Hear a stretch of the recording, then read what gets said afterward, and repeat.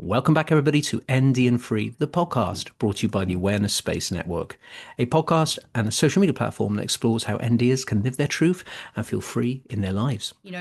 Themes around systems that we belong to, the education system, medical systems, like not being able to access getting an assessment for many, many years, or, parents whose neurodivergent children can no longer attend school because of the system they belong to, and they're on their knees because they've been excluded from education, so yeah, that those kinds of themes. But I think in terms of like therapeutic work, big ones that resonate and come out all the time is shame. Internalized shame is probably underpins almost every client I see, for sure. A reason why lots of ADHD are kind of commonly misdiagnosed, late diagnosed, is because as much as the two battle in between them, they also push each other. I feel like my ADHD pushes my autistic brain into situations that I wouldn't do or I wouldn't go to, and my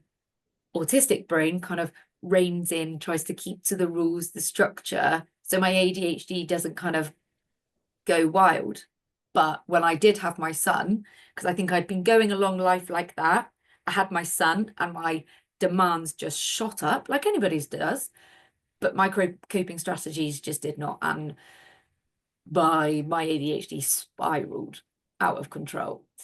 And so, yeah, I am where I am now.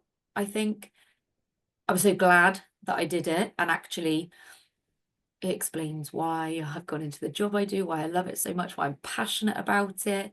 I think without my son and what we've had to go through, I would struggle with it. I think it would be just the same, I think, as if when I was diagnosed with depression, anxiety, I didn't have answers and, stigma. I didn't tell anyone, told my wife, that's it. My family didn't know, whatever like that.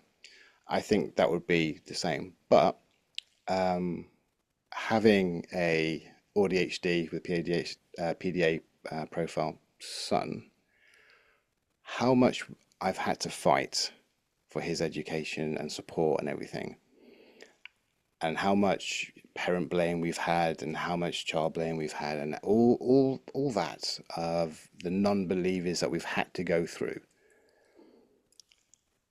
I don't care what anyone says anymore. That's that stage, and I think a lot of diverse parents will be the same, because they've had to fight for so long